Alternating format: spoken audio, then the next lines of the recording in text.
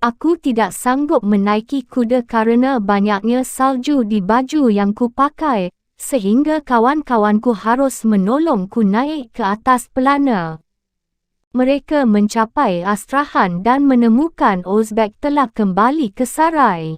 Baru 225 mil di bagian hulu Sungai Volga, maka kawanan itu berputar ke arah utara untuk mengejarnya, berjalan sepanjang sungai yang membeku seakan-akan sungai itu sebuah jalan raya.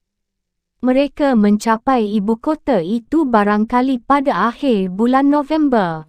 Sarai baru merupakan sebuah ciptaan Pax Mongolica.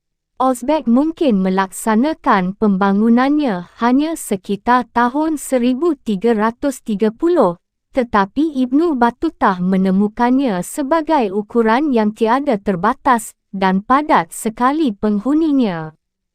Ia menegaskan bahawa ia mengambil waktu setengah hari berjalan-jalan pulang pergi melintasi lebarnya kota, juga menelusuri rangkaian rumah-rumah yang tidak terputus, dan di antaranya ada yang tak berpuing dan tak ada kebunnya. Kota itu lebih mirip dari kayu dibandingkan dari batu, tetapi ia menghitung 13 masjid jami' dan sejumlah lainnya yang lebih kecil.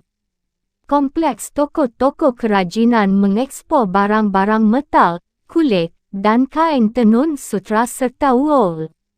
Bazar-bazarnya menangani lalu lintas gandum, kulit hewan, kayu, dan budak, malang melintang dengan arus karavan barang loks Trans-Asia yang menghubungkan Persia dan China dengan koloni-koloni Italia di Laut Hitam. Bersamaan dengan sutra, tembikar yang beragam hias, ubin mosaik, dan barang-barang lain yang selera beradabnya dapat terungkapkan pada perbatasan Islami, tiba pula kelompok-kelompok kecil sarjana, penganut aliran mistik, dan birokrat-birokrat yang menyimpan banyak harapan.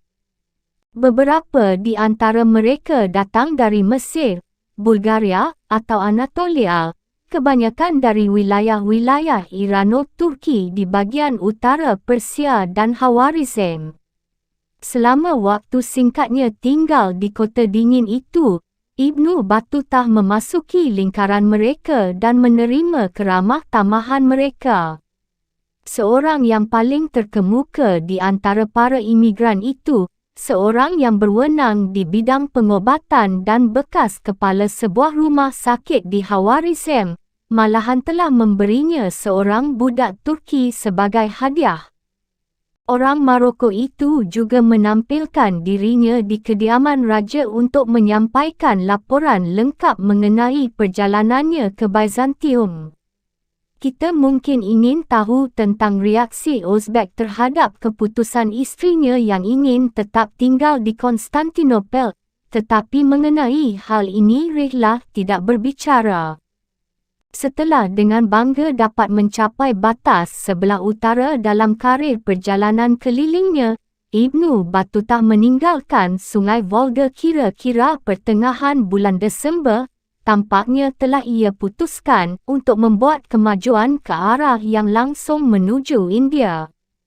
Selama 8 bulan berikutnya ia membuat perjalanan tidak teratur, dan bagi pengkaji Rihlah, jalan membingungkan menuju lembah Sungai Indus. Karena kira-kira 5 bulan pertama dari waktu itu ia berjalan di bagian-bagian daerah Khawarizm, Transhiana, dan kemungkinan Khurasan.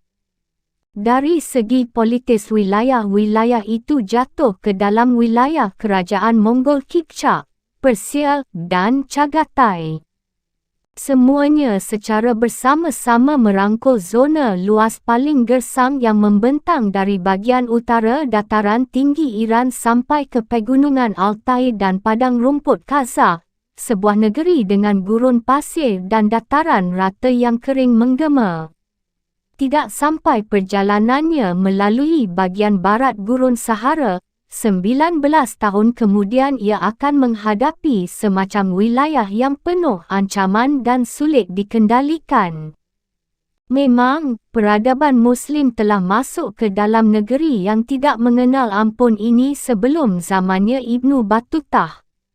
Kedua sistem sungai dari Sungai Amu Darya dan Sungai Sidarya telah membagi dua gurun, dan seperti halnya Sungai Nil, mendukung populasi agrikultural yang padat serta kota-kota besar di sepanjang jalinan terputus-putus di tanah yang teririgasi. Dalam abad-abad sebelumnya, pasukan-pasukan tentara Genghis telah menyempurnakan alat-alat teror mereka pada rakyat Transoksiana yang bernasib buruk dan pada masa sesudah penaklukan itu peradaban untuk sesaat sama sekali punah.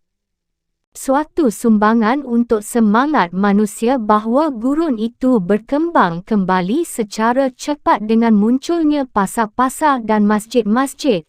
Dan hal itu terjadi kemudian, sekalipun ada penyerbuan dari pihak Hulagu Khan dan urutan kehancuran-kehancuran masa yang berlaku dalam peperangan antara orang-orang Mongol Persia dengan para saudara sepupu mereka, para Han dari Chagatai. Ibnu Battutah melewati wilayah itu selama periode yang relatif damai dan makmur. Ia mengunjungi beberapa kota yang banyak penghuninya dan sedang tumbuh dengan suburnya.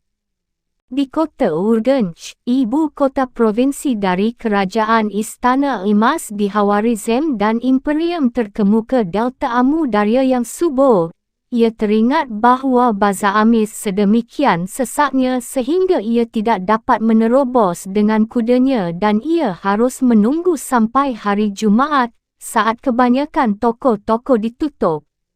Dan hal ini terjadi di sebuah kota yang pernah ditenggelamkan seluruhnya oleh Genghis Khan dengan membuka sebuah bendungan di sungai itu.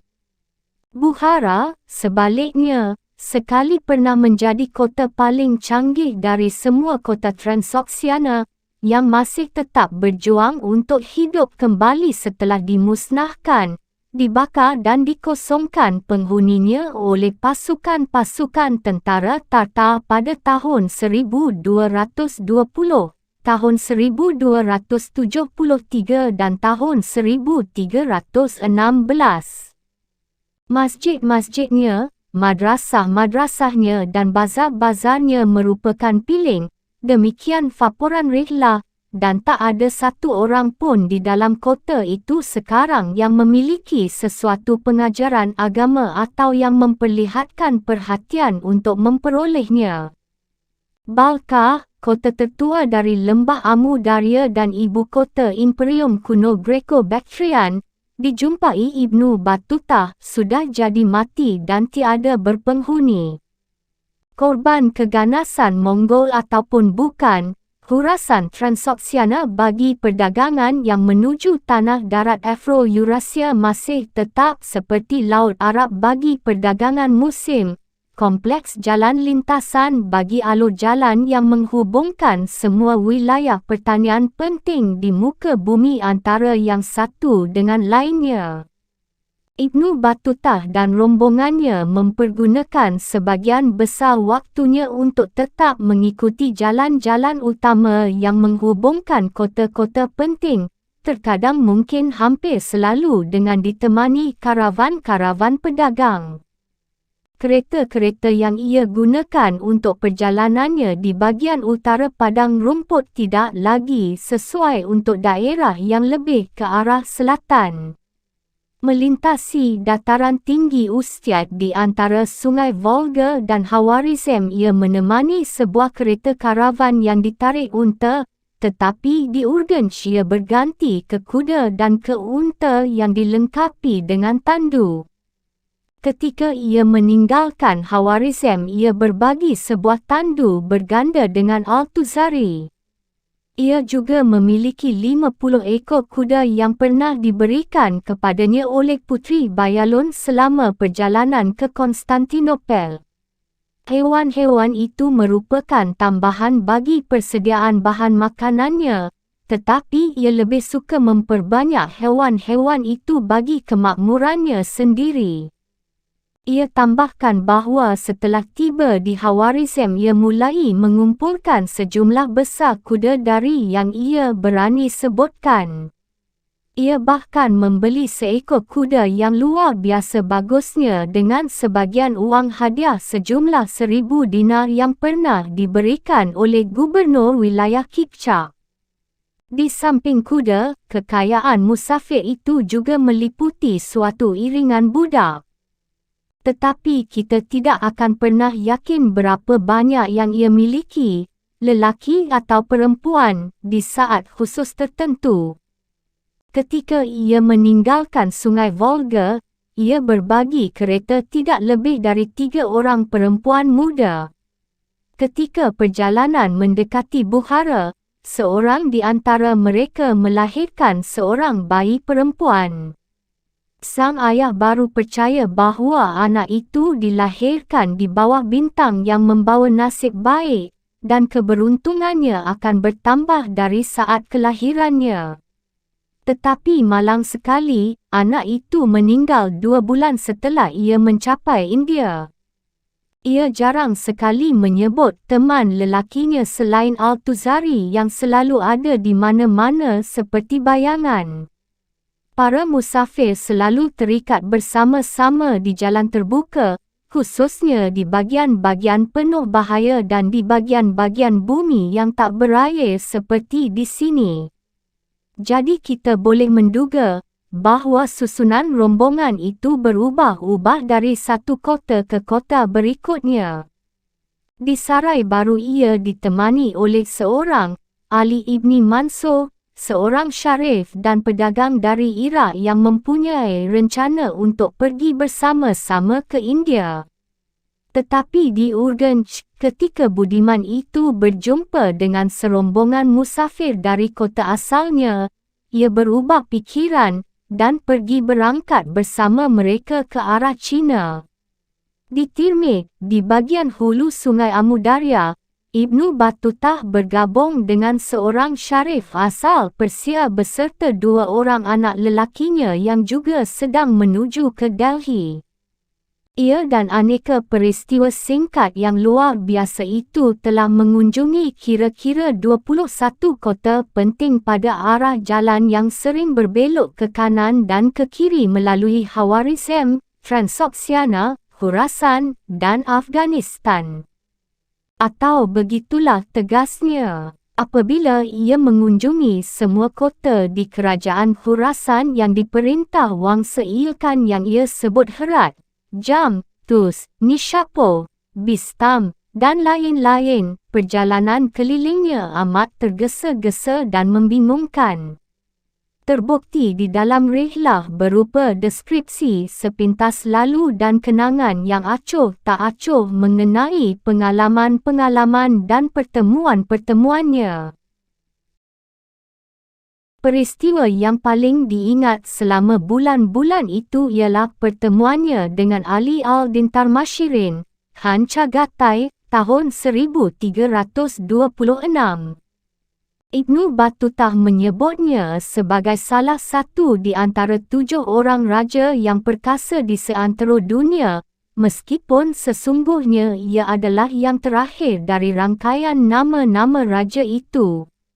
Alugu, seorang cucu lelaki Chagatai, anak lelaki kedua Genghis Khan, telah mendirikan khanet ini pada tahun 1260-an di masa pasca Perang Perbatasan dan percekcokan kewangsaan yang telah membagi Imperium Dunia sang penakluk itu menjadi 4 kerajaan. Kerajaan keluarga Chagatai meliputi sebuah wilayah yang luas sekali, terdiri atas gurun, padang pasir dan gunung-gunung yang membentang dari Amudarya dan Afghanistan sampai jauh ke Sungai Irtis di pedalaman sudut-sudut terpencil Asia yang nomadik. Wilayah ini dulunya jantung geografis Imperium Mongol, tetapi juga wilayah tempat sumber-sumber pertanian sangat terbatas, kota-kota amat berjauhan letaknya, dan tempat para pemimpin pasukan Turko-Mongol mengekalkan cara hidup para leluhurnya jauh setelah kaum kerabatnya di China dan di Persia menjalani kehidupan istana dan makan bersama para ahli hukum dan para penyair penjilat. Ibnu Battutah memuji Tarmashirin sebagai seorang lelaki yang luar biasa dan adil dalam pemerintahan kerana, seperti halnya Uzbek, ia adalah sosok pertama dari wangsanya untuk membuat Islam sebagai agama resmi di negaranya, dan hanya sosok kedua yang akan banyak menaruh perhatian terhadap seorang ahli hukum pengembara dari Afrika Utara.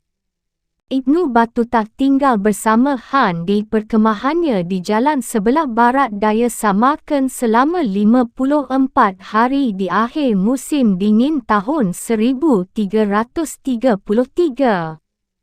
Ketika ia meninggalkan tempat itu, ia diberi 700 dinar perak, 2 ekor unta, dan sebuah baju kulit musang. Barulah setelah di India ia mengetahui bahawa mungkin dalam beberapa bulan sejak keberangkatannya dari Urdu, Khan dari kerajaan yang luas dan kekuasaan yang luar biasa, dengan cara kasar telah digulingkan oleh seorang kemenekan yang berkhianat dan sebuah komandan pasukan perkumpulan anti-Muslim. Orang Maroko itu merasa beruntung dapat melihat kerajaan penuh gejolak ini dalam suatu saat yang singkat, dalam suatu persatuan di bawah agama Islam, kerana di zaman sesudah pemberontakan itu telah pecah perang saudara dan kerajaan itu terpecah belah, tak dapat dipersatukan kembali. Ibnu Battutah melintasi Hindu Kush yang menjulang tinggi seperti menara, yang membagi dan memisahkan Asia Pedalaman dari batas air Sungai Indus, di akhir musim semi tahun 1333. Ia mungkin telah memilih mana di antara beberapa lintas celah tinggi yang melalui pegunungan itu. Para pedagang menggiring karavan-karavan dari Transoxiana ke Afghanistan dengan mengambil alur jalannya sendiri melalui satu lintas celah atau lainnya tergantung dari laporan mengenai salju, longsoran batu, atau perampok. Setelah berkhemah beberapa minggu di Kunduz, tidak jauh di sebelah selatan bagian hulu Sungai Amu Darya, yang merupakan batas moden Soviet Afghanistan, untuk membiarkan kuda dan unta-untanya merumput dan menunggu cuaca yang panas, maka sang fakih, budak-budak, dan kawan-kawan cendekiawannya menaiki lereng-lereng pegunungan melalui ngarai-ngarai kecil lembah Sungai Andara. Ia melintasi perbatasan itu lewat kawak pas di ketinggian 13,000 kaki. Kami melintasi gunung, demikian Ibnu Battutah mengingatnya kembali, bergerak terus sampai kira-kira akhir malam dan berjalan lagi di atas lintasan itu selama 1 hari sampai matahari terbenam. Kami terus menggelarkan kain-kain bulu domba di depan unta-unta itu agar dapat berpijak, sehingga mereka tidak akan terjerembab ke dalam salju. Karavan itu berjalan menurun sepanjang lembah pasir yang spektakular, melewati Charikal dan memasuki dataran Kabul, tempat bertemunya semua pemakai jalan pegunungan. Di Ghazna, Ibnu Battutah dan kawan-kawannya dihibur oleh Gubernur Chagatai. Kemudian mereka bergerak ke arah barat daya ditemani para pedagang yang menarik 4,000 ekor kuda menuju pasar di India. Mereka melintasi pegunungan Sulaiman melalui jalan utama dengan menyeberangi Khyber Pass, atau mungkin melewati jalan yang letaknya lebih ke selatan. Saat melintasi sebuah negara kecil, mereka mengalami pertempuran dengan sebuah gerombolan penyamun Afgan, dan kemudian Ibnu Battutah serta beberapa orang dari rombongannya menjadi terpisah dari induk karavan selama waktu tertentu. Tetapi peristiwa itu kurang berpetualangan, dan sesudah perjalanan selama 3-4 bulan dari sisi jauh Hindu Kush, mereka memasuki dataran Indus. Ibnu Battutah menceritakan kepada kita bahawa ia mencapai sungai besar itu pada hari pertama tahun 734 Hijriah atau 12 September tahun 1333. Dengan peristiwa itu, bagian pertama rihlah sampai pada akhirnya menandakan peralihan penting dalam karir Ibnu Battutah. Selama 3 tahun di antara saat keberangkatannya dari Maroko dan kedatangannya ke Sungai Indus bersama para budak, kuda-kuda, dan iringan bagasi yang penuh perlengkapan mahal itu, ia telah menjadi seorang musafir dengan kekayaan pribadi yang patut dipertimbangkan, tetapi bagaimanapun ia tetap seorang musafir. Kecuali untuk jasanya sebagai kadi sebuah karavan di jalan antara Tunis dan Iskandaria, ia tidak pernah memiliki tugas yang menopang hidupnya di bidang ilmu hukum. Tetapi kini, ia sedang merencanakan untuk mencari suatu karir yang resmi. Berita sudah beredar di lingkungan masjid dan madrasah di dunia Islami bahawa keberuntungan dan kekuasaan adalah dengan memberikan jasa pelayanan kepada Muhammad Tughlaq dan Istana Delhi. Rihlah menerangkan, Raja India melaksanakan suatu kegiatan dengan memberi kehormatan kepada orang-orang asing dan memperlihatkan penghargaan kepada mereka dan menganugerahkan mereka kedudukan gubernur atau jabatan-jabatan kenegaraan yang tinggi.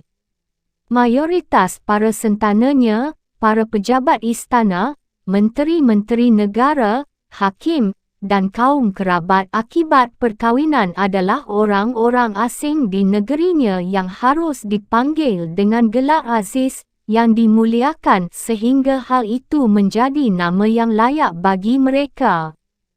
Sebagai orang budiman, peziarah, ahli hukum, musafir dunia, dan tamu para amir serta para khan, itulah Ibnu Battutah, dan ia mempunyai alasan yang baik untuk berfikir bahawa ia sejenis pejabat negara yang sedang dicari Muhammad Tughlaq. Bab 9. Delhi.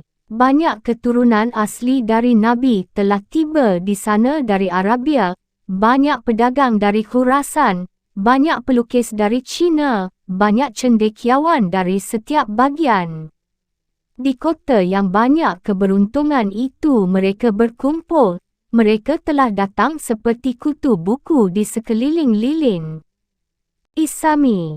Tiba di tepi barat dataran Indo-Gangetik, Ibnu Battutah memasuki suatu wilayah dunia tempat sesama penganut kepercayaannya hanya merupakan sebuah minoritas kecil dari populasinya. Tetapi mereka memerintah bagian dari subkontinen India yang lebih besar. Melalui waktu yang amat panjang, pola-pola dasar masyarakat dan kebudayaan India telah ditentukan oleh penyerbuan berulang kali para penunggang kereta atau pasukan-pasukan berkuda barbar dari Afghanistan atau wilayah padang rumput yang lebih jauh lagi. Dalam abad ke-11, kira-kira di saat yang bersamaan ketika orang-orang Seljuk secara radikal sedang mengubah peta politik Timur Tengah, maka para penguasa Turki Muslim dari Afghanistan mulai mengirimkan gerombolan-gerombolan besar para pejuang perang sambil melawan para pengolah tanah di lembah-lembah Sungai Indus dan Sungai Ganga. Para Ghaz ini telah menghancurkan kota-kota utama wilayah Punjab atau wilayah hulu Sungai Indus. Lahore telah menjadi ibu kota dua dinasti Turko-Afghan. Pertama ialah dinasti Ghaznavid dan yang kedua dinasti Ghurrid. Pada tahun 1193, Qutb al-Din Aibak, seorang komandan pasukan budak dinasti Ghurrid menaklukkan Delhi, Kemudian, sebuah ibu kota kerajaan Hindu kecil yang secara strategis terletak di Sungai Yamuna pada ujung timur alur jalan militer yang alamiah melalui dataran Punjab sampai ke daerah aliran Sungai Ganga yang subur. Di tahun 1206 ia mengangkat dirinya sebagai penguasa, mengumumkan Delhi sebagai ibu kota sebuah negara militer Islam yang baru. Selama abad berikutnya, para sultan dari dinasti Buddha itu, dengan mengikuti asal-usul Mamluk mereka, menaklukkan sebuah wilayah setelah kerajaan-kerajaan Hindu lainnya yang berserakan di wilayah India Utara terpecah dan mendirikan sebuah imperium yang terbentang dari Sungai Indus sampai Teluk Benggala. Fase pertama penaklukan Muslim atas wilayah India Utara merupakan sebuah petualangan Ghazi yang sempurna melalui tindakan-tindakan menggedor, menembak dan meluluhkan para dewa penyembah berhala Hindu. Tetapi para raja Delhi yang baru telah menegakkan tatanan pemerintahan sipil di atas wilayah yang mereka taklukkan dan menciptakan sebuah rancangan struktur despotisme untuk memungut pajak dan bukannya membantai para petani. Di tanah datar yang subur di sekitar ibu kota, elit militer Muslim menjamin kewibawaan mereka sebagai sebuah kasta yang memerintah di puncak sistem lapisan masyarakat Hindu. Sebuah piramida administrasi telah didirikan dengan menghubungkan sultan sebagai sumber kekuasaan yang berasal dari hak tanda takluk dengan beberapa tingkatan jabatan sampai kepada para pejabat Hindu berkedudukan paling rendah yang mengawasi pemungutan pajak di ribuan kampung-kampung pertanian. Seperti para penguasa Timur Tengah dan Anatolia, para sultan telah mempelajari pengetahuan kenegaraan Muslim yang baik dari tradisi Abbasid, tetapi dengan menambahkan di sana sini unsur-unsur penuh warna upacara Hindu. Dalam jangka waktu beberapa puluh tahun berdirinya kesultanan itu, para kepala suku terdahulu itu telah mengubah diri mereka sendiri menjadi raja-raja Indo-Persia. Mereka hidup terpisah dari penduduk di pusat sebuah jaringan intimidasi ritual yang ruwet dan pasukan pejabat, kerabat istana, dan pengawal pribadi yang terus-menerus membengkak. Delhi tumbuh dengan cepat dalam abad ke-13, bukan kerana kota itu merupakan sebuah pusat industri yang penting atau sebuah interaksi kunci perdagangan, tetapi kerana kota itu merupakan tempat kediaman maharaja. Seperti yang Ibnu Battutah saksikan di ibu kota terkemuka lainnya, pengoperasian tentara, birokrasi, dan rumah tangga istana memerlukan staf pendukung yang kuat sekali, yang terdiri atas para pelayan, prajurit, pekerja konstruksi, pedagang, seniman, pengangkut, penyelenggara toko, penjahit, dan tukang cukur. Delhi memiliki corak yang khas bagi ibu kota parasitis di abad pertengahan. Lembaga kerajaannya dengan baik sekali memakan hasil kerja tatanan yang lebih rendah dan dari hasil keuntungan ratusan ribu petani Hindu. Pada tahun 1290, dinasti Buddha tersebut punah dan digantikan oleh dua garis keturunan sultan-sultan Turki. Pertama ialah dinasti Khalji, tahun 1290 hingga 1320, yang muncul dari sebuah suku Afgan penyandang nama tersebut.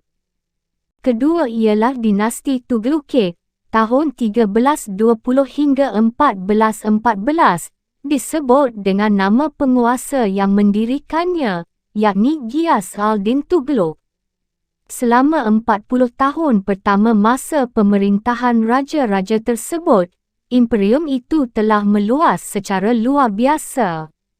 Ala al-Din Khalji, tahun 1296 hingga 1316, seorang administrator yang cemerlang, menciptakan sebuah angkatan perang tetap, terdiri atas pasukan berkuda, gajah perang dan infanteri Hindu. Ia bergerak maju ke dataran tinggi Deccan di India Tengah untuk menaklukkan satu negara Hindu yang penting dan melakukan serangan hampir sampai ke ujung wilayah subkontinen itu. Daerah-daerah India Selatan yang dihancurkan oleh Ala al-Din, direbut lagi oleh Ghiyas al-Din Tughlaq tahun 1320 hingga 1325 dan anaknya Muhammad Tughlaq tahun 1325 hingga 1351. Mereka menggabungkan wilayah itu dengan imperiumnya, mengganti para pemberi upeti Hindu dengan gubernur-gubernur Turki atau Afghan yang diangkat oleh Delhi. Sekitar tahun 1333, Muhammad Tughlaq menguasai hampir seluruh India. Jadi perkumpulan yang terdiri atas kelompok-kelompok etnik, bahasa dan kasta yang mengejawantahkan peradaban subkontinen tersebut secara politis telah dipersatukan untuk pertama kalinya, sekalipun amat sulit, sejak Imperium Gupta di abad ke-5. Bahaya besar dari pengiriman tentara-tentara sampai sejauh 1,300 mil ke selatan India ialah bahawa daerah perbatasan di barat laut tidak dapat dipertahankan dengan baik melawan kekacauan-kekacauan yang muncul dari Asia Pedalaman. Pada tahun 1221 hingga 1222, jadi 18 tahun setelah berdirinya Kesultanan, Genghis Khan mendobrak masuk melalui Hindu Kush dan masuk sampai sejauh Sungai Indus. Di zaman pemerintahan Khan Agung Ogedei, orang Tartar menyerbu lagi, menyerang Lahore pada tahun 1241. Di akhir abad itu para Khan Chagatai, yang terkurung oleh 3 kerajaan Mongol lainnya, melihat ke arah India sebagai jalan keluar yang menjanjikan bagi daya tempur mereka. Pasukan-pasukan tentara dan kelompok-kelompok penyerang Chagatai melalui lintasan-lintasan Pegunungan Sulaiman di tahun 1290-an dan meneruskan kegiatannya berulang kali selama lebih dari 30 tahun. Sekitar tahun 1329, Tarmashirin, Khan Chagatai yang pernah dikunjungi Ibnu Battuta beberapa tahun sesudah itu, menyerbu India dan malahan mengusik Delhi. Tetapi Muhammad Tughlaq menghalaunya kembali melintasi Sungai Indus, mengakhiri penyerbuan lebih lanjut setiap saat, paling tidak sampai saatnya penyerbuan yang dahsyat dari Tamerlan di akhir abad. Pertahanan India Utara terhadap orang Tartar berhasil sepenuhnya selama lebih dari 1 abad. Para sultan menerima reputasi yang patut disegani di kalangan dunia yang lebih luas sebagai juara-juara peradaban Muslim. Suatu kedudukan yang sama dengan yang sezaman dengan mereka, yakni orang Mamluk di Mesir. Jadi Delhi bersamaan dengan Kairo dan kota-kota yang dikuasai Turki dan Anatolia, telah menjadi sebuah tempat pengungsian bagi orang-orang berketerampilan dan terpelajar, yang telah melarikan diri dari Transoxiana atau Persia sebelum orang-orang Mongol membunuh mereka atau menjadikan mereka budak. Terjadinya garis perak di sekeliling jantung negeri Islami merupakan akibat perkembangan kehidupan beradab kota-kota yang berada di luar jangkauan pasukan berkuda Mongol. Di zaman awal dinasti Budak, Delhi merupakan sebuah perkemahan bersenjata, sebuah pos luar perjuangan agama yang keras melawan para penyembah berhala Hindu pada 3 sisi dan seetan-seetan Mongol pada sisi keempat. Tetapi sekali saja para sultan itu memperlihatkan bahawa mereka dapat mempertahankan masyarakat penganut kepercayaan itu melawan kekuatan-kekuatan penuh kegelapan, maka Delhi tumbuh dengan cepat sebagai basis pusat kota bagi kemajuan Islam di subkontinen tersebut. Para penguasa dalam sikap penuh gengsi yang telah mereka menangkan dengan perjuangan keras membuka istana dan administrasi mereka untuk semua orang Muslim yang memiliki bakat, kepandaian, atau reputasi spiritual dan mengayomi mereka dengan gaji tetap dan hadiah, serta juga lembaga-lembaga umum yang besar untuk mencapai apa yang mereka harapkan. Para ahli teologi dan ahli hukum datang dari Khurasan dan Transoxiana memperkenalkan pembakuan-pembakuan universal mengenai hukum agama. Sultan mengangkat sarjana-sarjana imigran sebagai kadi dan penasihat hukum. Mereka umumnya bertugas untuk memperkuat pelaksanaan syariat dalam hal-hal praktik religius dan percekcokan antar warga yang melibatkan para penganut agama. Sejak mazhab Hanafi mendominasi di Khurasan dan Asia Tengah, maka mazhab itu menjadi landasan praktik hukum di kesultanan tersebut. Seiring dengan tumbuhnya populasi Muslim, maka tumbuh pula permintaan akan ahli-ahli hukum yang berwenang. Diperlukan pembangunan gedung-gedung sekolah tinggi yang memberikan studi ilmu fikih mazhab Hanafi dan ilmu-ilmu keagamaan lainnya. Menurut sarjana Mesir Al-Umari, yang menulis berdasarkan informasi berlebihan yang diberikan para musafir sekembalinya dari India, ada 1,000 madrasah di Delhi, salah satunya bagi mazhab Syafi'i dan selebihnya bagi mazhab Hanafi. Dari pusat dunia Islami juga telah datang para ahli sastra, sejarah, penyair, dan pemain musik untuk menghibur istana kerajaan, mencatat peristiwa-peristiwa bersejarah tentang kemajuan-kemajuan yang dicapai, dan menyanjung kebaikan-kebaikan sang raja. Sekalipun bahasa-bahasa Hindi, Turki, Gujarat, dan banyak lagi bahasa-bahasa India lainnya dapat didengar di jalanan dan bazar-bazar kota Delhi, namun bahasa Parsi digunakan di lingkungan yang beradab hingga memperluas ruang lingkupnya sebagai bahasa sastra bergengsi di sepanjang jalan dari Anatolia sampai ke Benggala. Dengan berbicara dan menulis dalam bahasa Parsi, elit Muslim di India telah memperkokoh dampak hubungan-hubungan kultural dan historis mereka sampai ke negeri-negeri di bahagian tengah. Pada waktu yang bersamaan mereka juga menciptakan suatu tembok penghalang linguistik mengenai eksklusivitas dan kedudukan istimewa di kalangan mereka sendiri serta rakyat Hindu. Para pengrajin yang berimigrasi dari barat mengimport tradisi arsitektural dan dekoratif Arab Persia. Delhi seperti kota-kota Muslim lainnya yang tumbuh dalam periode tersebut, telah berkembang keluar dari pemunculan gedung-gedung umum yang besar, masjid-masjid, istana-istana, khanqa para sufi, madrasah dan monumen-monumen kubur yang memasukkan dalam batang tubuh bangunan unsur-unsur kubah, busur tiang serambi dan prasasti-prasasti kaligrafis yang khas bagi arsitektur periode pertengahan di Persia.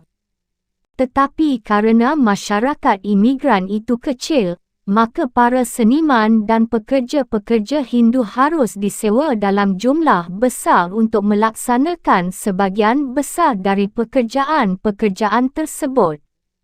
Jadi segala macam unsur struktural dan dekoratif pribumi tertuang dalam bangunan-bangunan tersebut.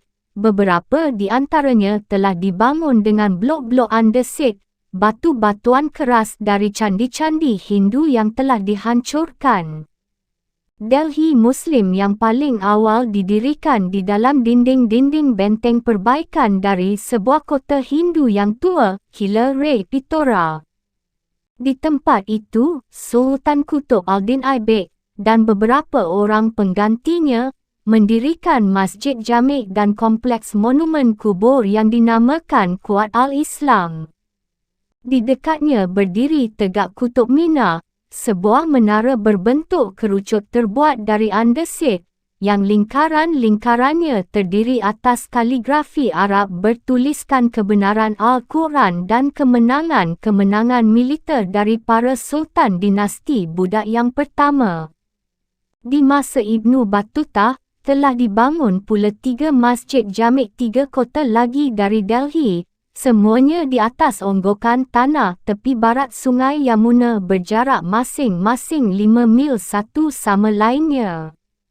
Pertama ialah Siri, dibangun oleh Ala al-Din Khalji sebagai perkemahan militer yang kemudian diberi dinding. Kedua ialah Tulukabat, sebuah komplek berdinding dan benteng yang didirikan oleh Giyas al-Din Tughlaq. Ketiga ialah Jahanpanah, tempat Muhammad Tughlaq mendirikan sebuah tempat kediaman yang indah sekali, Istana 1000 Tiang atau The Place of 1000 Pillars. Kekayaan kehidupan Muslim di Delhi dan sejumlah besar kota Hindustani lainnya dalam abad ke-13 dan awal abad ke-14 merupakan bukti berkelanjutan arus peralihan agama orang pribumi. Populasi imigran India yang berasal dari Turki, Afghan, Persia, dan Arab tidak pernah mewakili lebih dari sebuah minoritas kecil dari jumlah keseluruhannya. Pada saat Ibnu Battuta mengunjungi negeri itu, mayoritas orang Muslim yang besar adalah mereka yang dilahirkan di India. Kebanyakan populasi India yang ada di pedesaan tetap bertahan pada tradisi Hindu. Sekalipun kesultanan memerlukan orang-orang Hindu, setidak-tidaknya dalam teori, untuk membayar pajak-pajak khusus, seperti halnya kewajiban orang-orang Kristen dan Yahudi di bawah kekuasaan Muslim, namun dalam banyak hal pemerintah membiarkan mereka untuk hidup dan menganut kepercayaan yang mereka kehendaki. Walaupun demikian, orang-orang Indo-Muslim di sekitar akhir abad ke-13 giat berupaya memasuki golongan cendekiawan dan lingkaran-lingkaran elit istana kesultanan. Menteri-menteri dan gubernur-gubernur di provinsi yang berasal dari orang-orang Indo-Muslim telah diangkat. Para sarjana kelahiran India, penyair-penyair, dan doktor-doktor keagamaan bermunculan di dalam istana kerajaan. Apabila Islam dalam kaitannya dengan India menjadi dewasa, ketegangan-ketegangan sosial yang makin kentara telah terjadi di dalam lapisan paling atas, bukan antara Muslim dan Hindu, tetapi antara elit Indo-Muslim yang sedang tumbuh dan para orang terkemuka yang masih dominan, yang melacak keturunannya dari negeri-negeri Islam yang lebih tua. Dalam kenyataannya hubungan-hubungan kultural antara India dan sisa dari Darul Islam menjadi lebih kuat pada awal abad ke-14. Di bawah kekuasaan Sultan Muslim, Persia memperbaiki kedudukannya yang lama sebagai puncak pemunculan sirkulasi ke seluruh dunia Islami. Sebagai hasilnya ialah, para pedagang orang-orang suci, dan para utusan bergerak dalam jumlah yang lebih besar antara negeri ini dan India melalui jalan-jalan raya melintasi Afghanistan. Para sultan dinasti Khalji maupun dari dinasti Tughlaq telah menumbuhkan hubungan-hubungan diplomatik, tidak hanya dengan para sultan tetapi juga dengan para Mamluk, dan kemudian dengan para penguasa Kipchak dan Chagatai. Sebagai imbalannya, hubungan-hubungan itu telah membantu menyiarkan informasi tentang kesultanan di antara lingkaran-lingkaran profesi dan kesarjanaan internasional. Boleh jadi Ibnu Battuta mendengar untuk pertama kalinya di Kairo tentang peluang-peluang menarik bagi jasa pelayanan resmi di Istana Delhi yang cemerlang.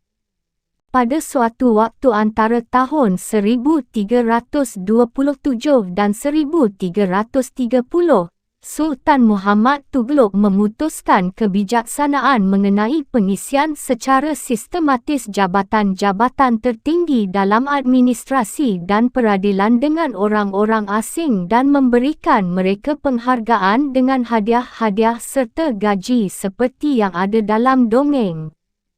Rencana itu hanya satu di antara beberapa hal istimewa dalam pemerintahannya.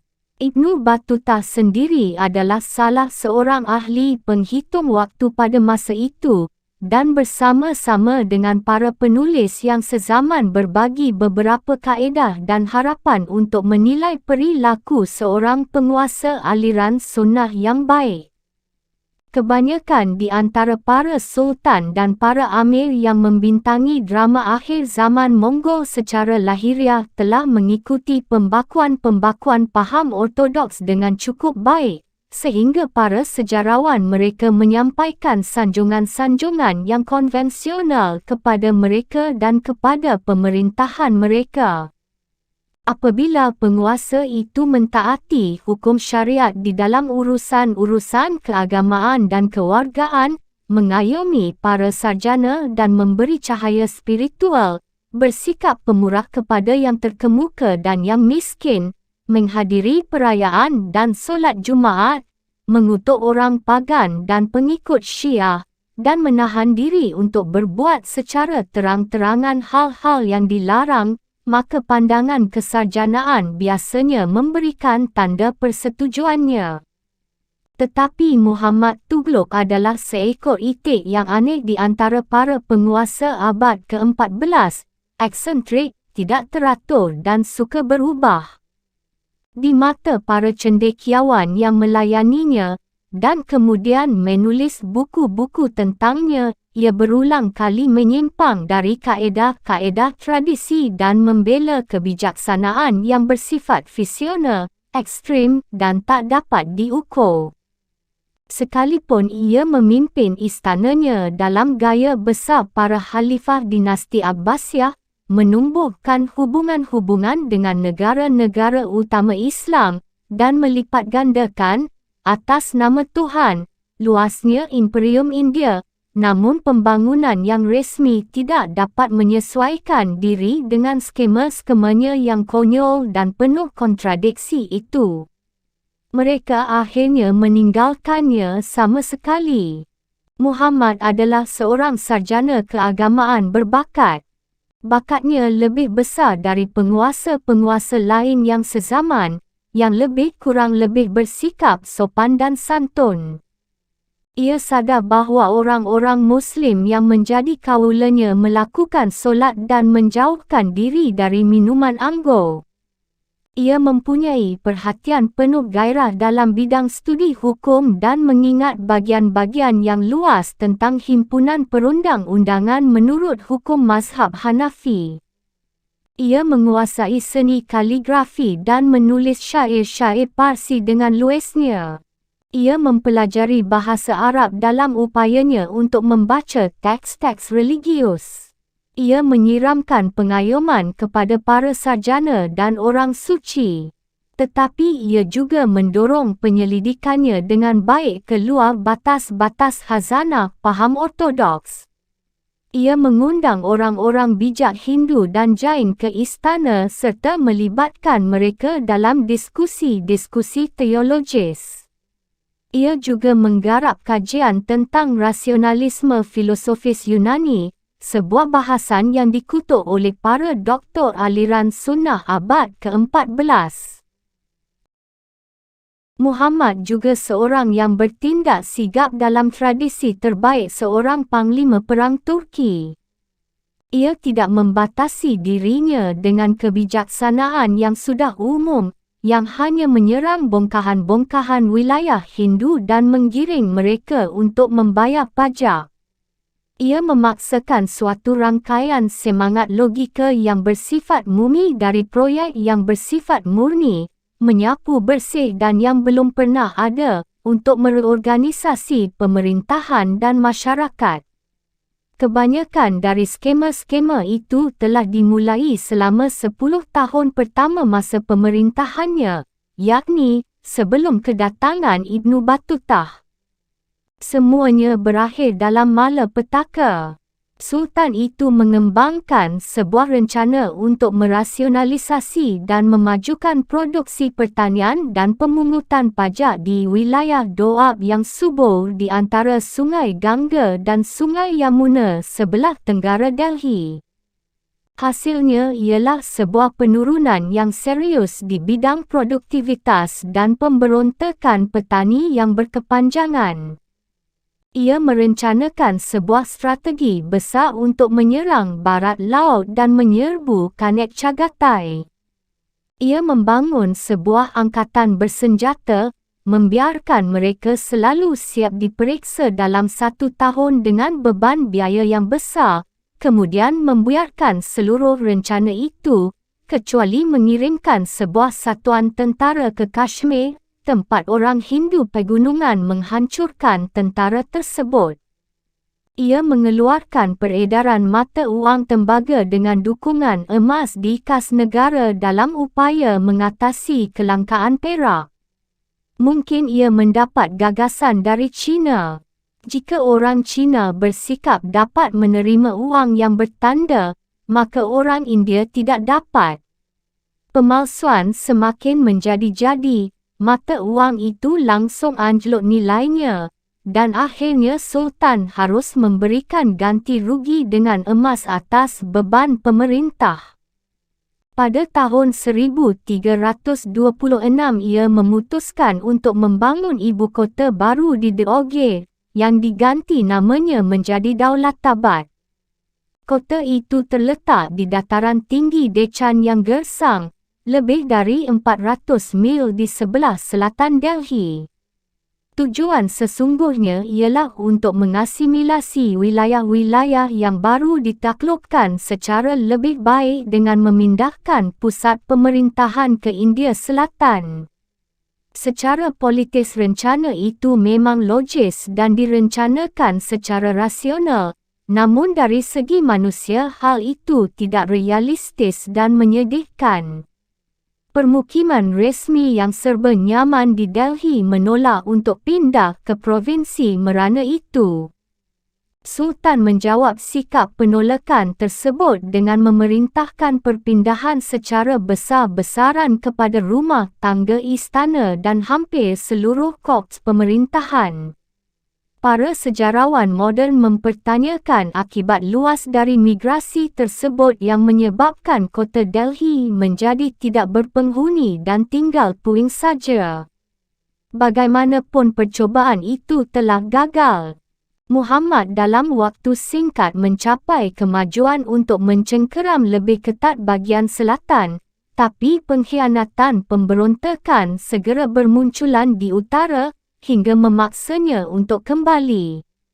Selain itu, sekitar tahun 1329 ia harus mempertahankan Delhi dari serbuan tentara Tarmashirin Han.